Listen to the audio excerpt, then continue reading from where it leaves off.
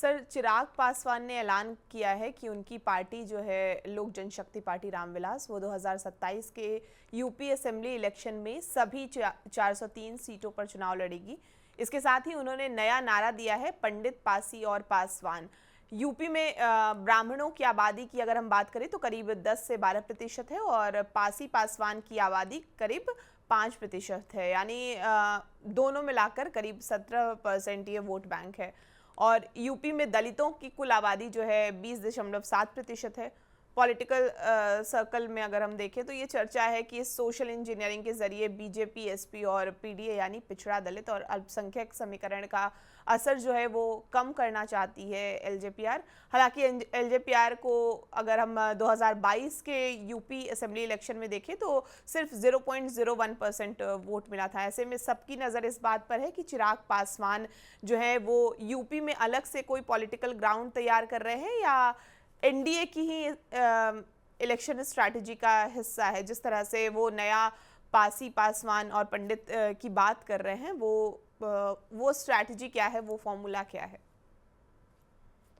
देखिए, उत्तर प्रदेश में मायावती की धार कमजोर हुई तो राष्ट्रीय फलक पर एक राष्ट्रीय दलित नेता के तौर पर चिराग पासवान अपना एक्सपेंशन चाहते हैं, अपना विस्तार चाहते हैं। इनके बहनोई हैं अरुण भारती और वो जमुई से सांसद भी हैं। लखनऊ में एक उन्होंने मीटिंग की थी और उस मीटिंग में बहुत पहले ये नारा लगा था, पंडित पासी पासवान, और उस बुलंदी की बात वो कर रहे थे। तो देखते हैं कि क्या ये दलित और सवर्ण दोनों को एकजुट करने की जो ये कोशिश कर रहे हैं, इसमें ये कितना हद तक सफल होते हैं। हालांकि कहा जा रहा है कि जिस तरह से पीडीए का फॉर्मूला था, यहाँ P3 का फॉर्मूला की बात हो रही है कि पंडित भी पी से शुरू होते हैं, पासी भी पी से शुरू होते हैं, पासवान भी शुरू होते हैं।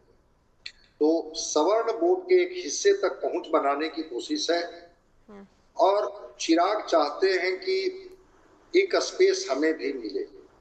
अगर मायावती की धार धीरे धीरे कमजोर हो गई है, और उत्तर प्रदेश तो कभी था कि जो वहां की राजनीति ही दलित नेता तय करते थे, काशीराम और मायावती तय करती थी। मायावती तो मुख्यमंत्री लगातार रही थी, लेकिन धीरे धीरे उनकी धार कमजोर हुई और समाजवादी पार्टी, अभी भारतीय जनता पार्टी आ गई। फिर एक बार वो ब्राह्मण और पासी और पासवान के बहाने वो दलित राजनीति को साधने की कोशिश कर रहे हैं। और ब्राह्मणों की बात वो कर रहे हैं इसलिए कि चूंकि आपने देखा होगा कि भरत तिवारी के घर बिहार में गए थे चिराग पासवान, और उन्होंने सरकार में रहते हुए जिस तरह से सवाल किया था सरकार से, उनको लगता है कि ब्राह्मणों में एक अच्छा मैसेज गया है।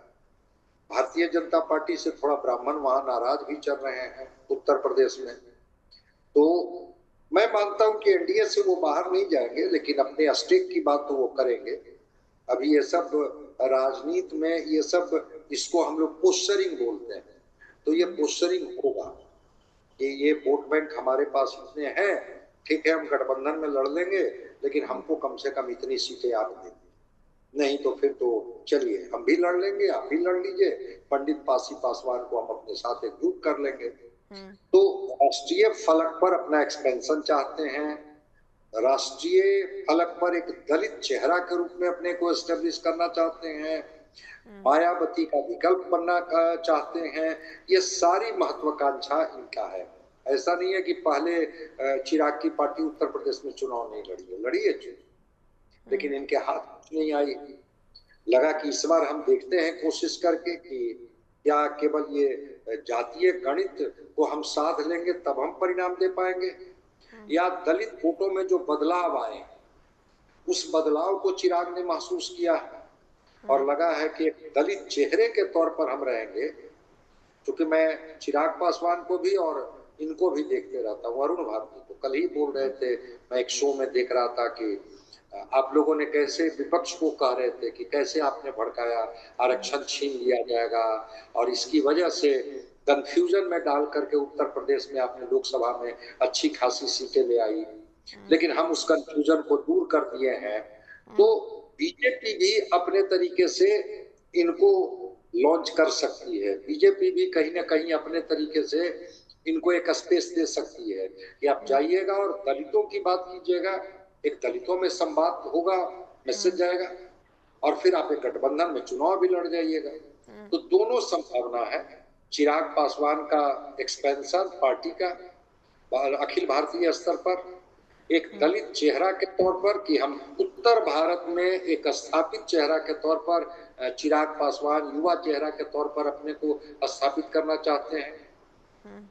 और तीसरी बात कि ये पंडित पासी पासवान के बहाने एक सामाजिक समीकरण, एक जातीय समीकरण को जोड़ करके, जिसके तरफ आपने बताया कि ब्राह्मण का इतना परसेंट, पासी का इतना परसेंट, पासवान का इतना परसेंट जोड़ करके एक वोट बैंक का दबाव कि हमारे पास तो इतने परसेंट वोट हैं जो मेरे साथ खड़े हैं, अगर आप हमें सम्मानजनक सीट दिए तो ठीक, नहीं तो मैं इनके साथ और खड़ा हो जाऊंगा। 403 सीटों पर हमें लड़ने से कौन रोक सकता है। तो देखना होगा कि क्या ये सामाजिक समीकरण को लेकर के ये प्रेशर बनाने में कामयाब हो जाते हैं, या सामाजिक समीकरण केवल ये पॉलिटिकल एजेंडा की तरह हो।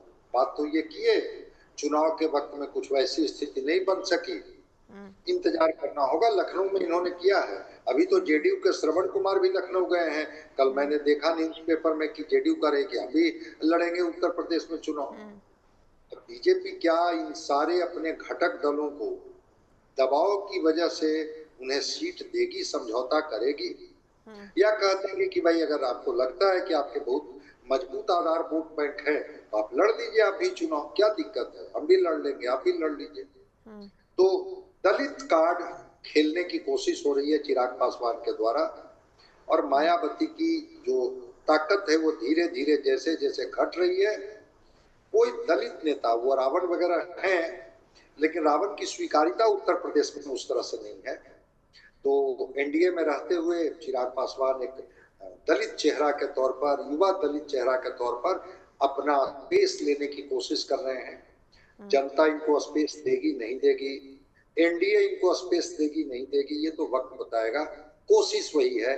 इसलिए पंडित पासी पासवान के बहाने क्या वो गूंजे आसमान, पंडित पासी पासवान का वो नारा लगवा रहे थे अरुण भारती लखनऊ में, मैं देख रहा था। तो देखते हैं कि इनका धरती और आकाश गूंजता है या केवल ये राजनीति में ही ये नारे रह जाते हैं पंडित पासी पासवान।